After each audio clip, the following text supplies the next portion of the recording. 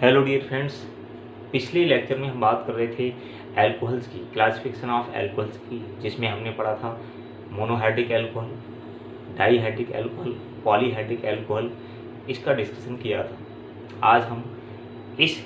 आज के इस लेक्चर में, आज के इस वीडियो में हम जो डिस्कशन करने जा रहे हैं वो है क्लास 12 का मेथिल एल्कोहल।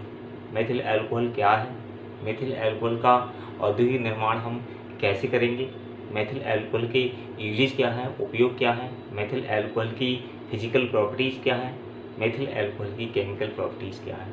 तो आइए डियर फ्रेंड्स देखते हैं कि मेथिल एल्कोहल क्या है।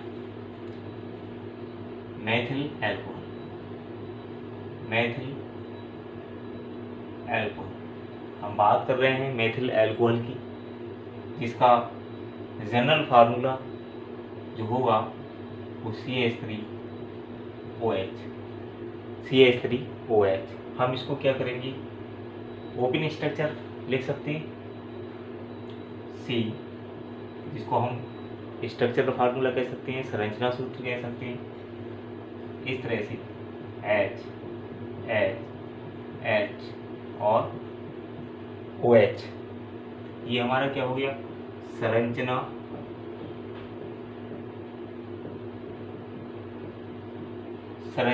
सूत्र। IUPAC अगर नेम की हम बात करें, इसमें IUPAC अगर नेम की बात करें तो हमारा जनरल नेम CH3OH है, 1 कार्बन है, OH ग्रुप है, OH में हम ऑल लगा देते हैं। 1 कार्बन पे मेथ, सिंगल बॉन्ड है तो एन, तो math plus n plus all क्या हो जाएगा, मेथेनॉल। मेथेनॉल हमारा इसका क्या हो गया, IUPAC नेम हो गया। अब हम बात करेंगे एल्कोहल बनाने की सामान्य विधियों के बारे में। एल्कोहल हम किस तरह से बनाएंगे, तो एल्कोहल को सबसे पहले लकड़ी के भंजक आसवन से बायल नाम के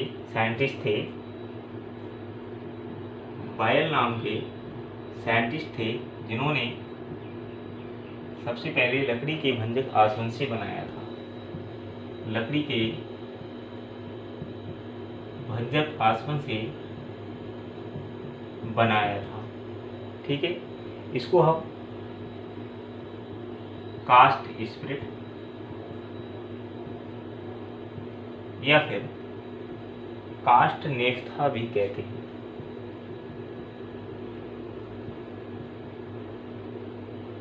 कास्ट नेफ्था भी कहते हैं। इसके अलावा हम दो विधियों के द्वारा, दो मेथड्स के द्वारा हम मेथिल एल्कोहल को बना सकते हैं। पहला है वाटर गैस या जल गैस, और दूसरा मेथड है लकड़ी के भंजक आसवन से। दूसरा मेथड है लकड़ी के भंजक आसवन से। लकड़ी के भंजक आसवन से तो पहला हम मेथड देखेंगे डियर फ्रेंड्स, कौन सा, वाटर गैस या जल गैस से, कि किस तरह से हम इसको जल गैस के द्वारा या वाटर गैस के द्वारा मेथिल एल्कोहल का फॉर्मेशन करेंगे। तो डियर फ्रेंड्स, हम बात कर रहे हैं मेथिल एल्कोहल के औद्योगिक निर्माण की। हमने अभी देखा कि मेथिल एल्कोहल का औद्योगिक निर्माण दो मेथड से हम कर सकते हैं, वाटर गैस या जल गैस से। दूसरा हमारा है लकड़ी के भंजक आसवन से। अब हम बात करेंगे वाटर गैस से।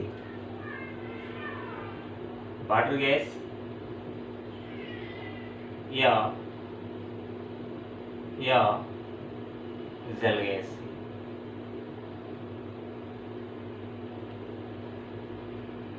वाटर गैस या जल गैस से तो क्या करते हैं, सबसे पहले हम वाटर गैस को या जल गैस को बनाते हैं। वाटर गैस बनाने के लिए हम क्या करते हैं डियर फ्रेंड्स, वाटर गैस बनाने के लिए हम रक्त तप्त कोयले पर हम जल वाष्प प्रवाहित करेंगे।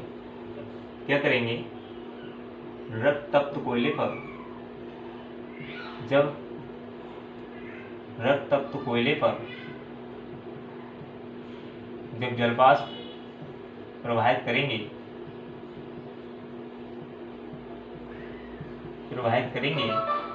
तब हमें कार्बन मोनोऑक्साइड और H2 का मिश्रण प्राप्त होता है। जब हम रक्त तप्त कोयले पर जल की वाष्प प्रवाहित करते हैं तब हमें कार्बन मोनोऑक्साइड और हाइड्रोजन का मिश्रण प्राप्त होता है, और इसी मिश्रण को हम क्या कहते हैं, वाटर गैस या जल गैस कहते हैं। वाटर गैस या जल गैस कहते हैं। तो क्या होगा, क्या होना है हमारा, कोयले पर हम क्या करेंगे, वाटर की वाष्प या जल वाष्प प्रवाहित करेंगे। तो हमारा क्या होता है, एक तो कार्बन मोनोऑक्साइड बनता है और दूसरा हमारा क्या बनता है, H2। इन दोनों का मिश्रण प्राप्त होता है जिसको हम क्या कहते हैं, वाटर गैस या जल गैस कहते हैं। अब हमारा वाटर गैस या जल गैस बन गया। अब हमें क्या करना है कि हमारा मेथिल एल्कोहल बन जाए। तो हम क्या करेंगे डियर फ्रेंड्स, हम इस वाटर गैस या जल गैस के आधे आयतन के बराबर हाइड्रोजन गैस को प्रवाहित करके, जब हाइड्रोजन गैस प्रवाहित करते हैं तो हमारा मेथिल एल्कोहल प्राप्त होता है। कैसे, ये हमारा CO प्लस 2H2 और क्या होता है, प्रेजेंस होती है हमारी, प्रेजेंस हमारी क्या होगी, प्रेजेंस एक तो हमारी क्रोमियम ऑक्साइड होती है, क्रोमियम ऑक्साइड होती है, प्लस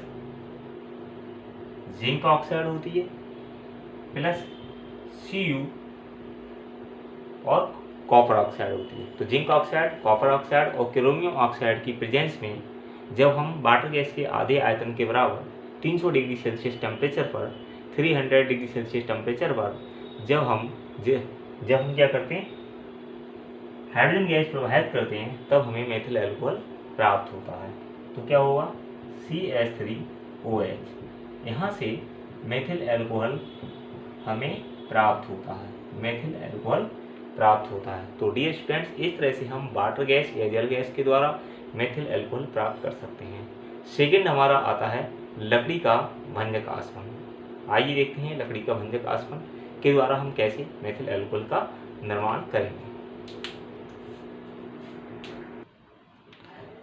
तो डियर फ्रेंड्स, अब बात करेंगे लकड़ी के भंजक आसवन से मेथिल एल्कोहल का निर्माण।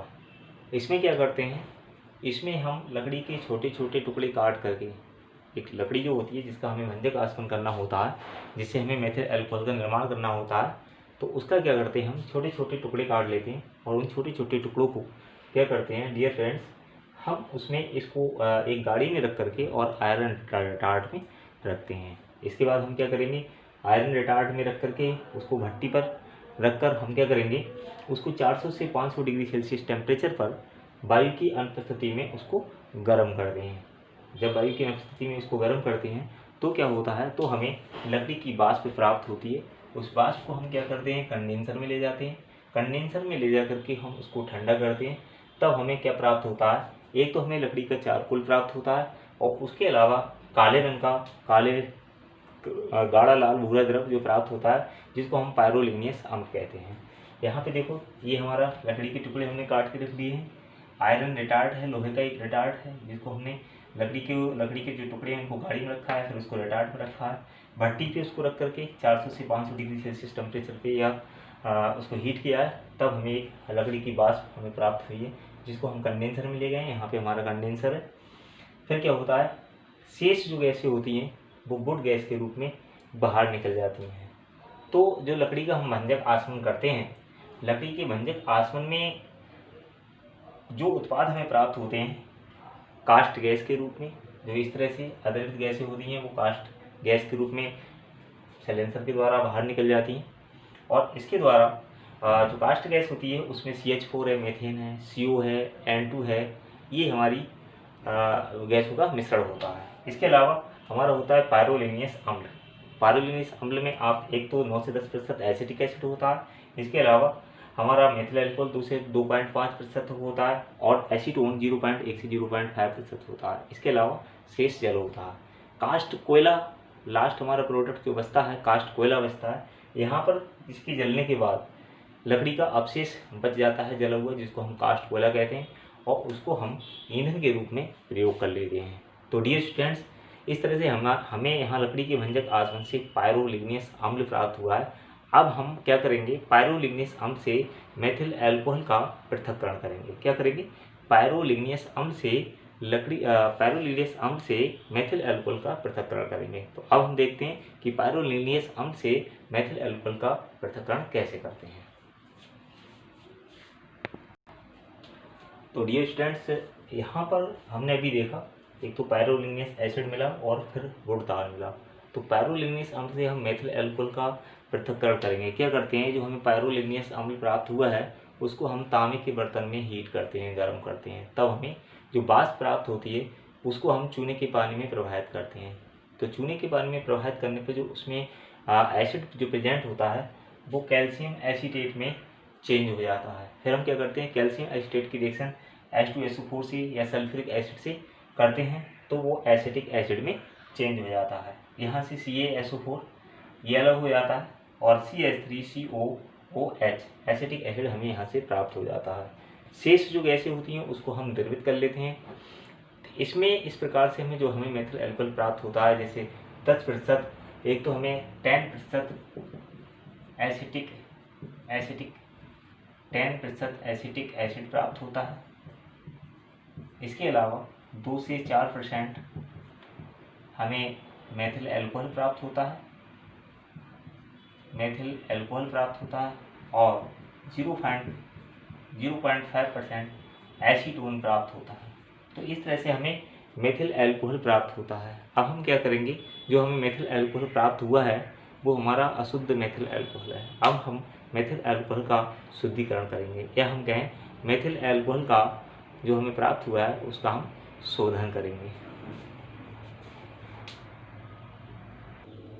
तो डियर स्टूडेंट, इस प्रकार जो प्राप्त हमें मेथिल अल्कोहल होता है उसमें मुख्यतः अशुद्धि के रूप में एसीटोन होता है। हम इस अशुद्धि को दूर करने के लिए क्या करते हैं, इसमें निर्जल CaCl2 मिलाते हैं। जब निर्जल CaCl2 मेथिल अल्कोहल मिलाते हैं तो ये कंपाउंड क्रिस्टल के रूप में हमें मिलता है।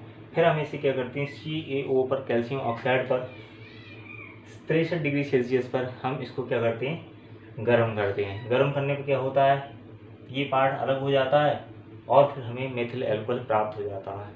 इसके बाद हम क्या करेंगे, इस मेथिल अल्कोहल इस प्रकार का मेथिल अल्कोहल हमें प्राप्त हो जाता है। अगर हमें निर्जल मेथिल अल्कोहल प्राप्त करना हो तो हम क्या करेंगे, तो क्या है हमारा निर्जल मेथिल अल्कोहल प्राप्त करना। निर्जल मेथिल अल्कोहल प्राप्त करने के लिए हमें क्या करना है कि मेथिल अल्कोहल का हम मेथिल अल्कोहल के जलीय विलयन में, जो जलीय विलयन है हमारा, इसमें हम क्या मिलाते हैं, कैल्शियम क्लोराइड मिला देते हैं। कैल्शियम क्लोराइड मिलाने से क्या होता है, मेथिल अल्कोहल क्रिस्टलीय अवस्था में आ जाता है, और मेथिल अल्कोहल जब क्रिस्टलीय अवस्था में आ जाता है तब इसको हम छान करके पृथक कर लेते हैं।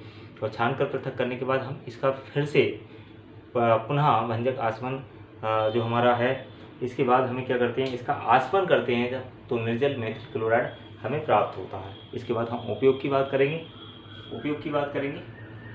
तो उपयोग क्या है, मेथिल अल्कोहल के यौगिक बनाने में, दूसरा स्पिरिट बनाने में, और तीसरा हमारा क्या होगा, औषधियाँ बनाने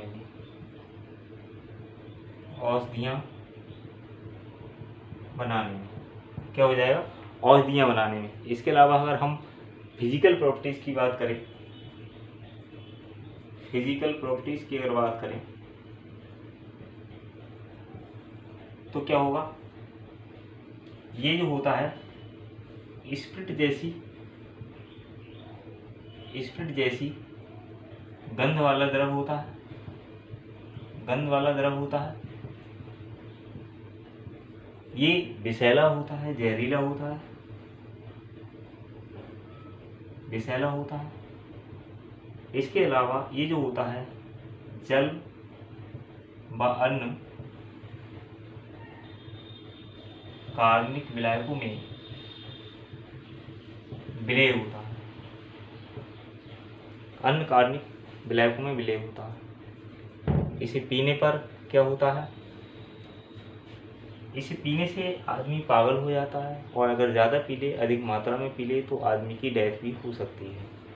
इसके अलावा क्या होता है, इसके अलावा ये नीली ज्वाला के साथ जलता है, ज्वलनशील होता है। तो इस प्रकार से हमने डियर स्टूडेंट्स, डियर फ्रेंड्स, हमने इसमें देखा कि मेथिल अल्कोहल का औद्योगिक निर्माण कैसे करेंगे। पायरोलिनियस अम्ल हमें प्राप्त किया, पायरोलिनियस अम्ल से हमने किस तरह से मेथिल अल्कोहल को अलग किया। इसके बाद हमने देखा कि मेथिल अल्कोहल को अलग करने के बाद हमने उसका शोधन कैसे किया, शोधन करने के बाद हमने उसको निर्जल मेथिल अल्कोहल कैसे प्राप्त किया, उसके यूजेस देखे, उसकी फिजिकल प्रॉपर्टीज़ को देखा। तो इस तरह से हमने मेथिल अल्कोहल का डिस्कशन किया।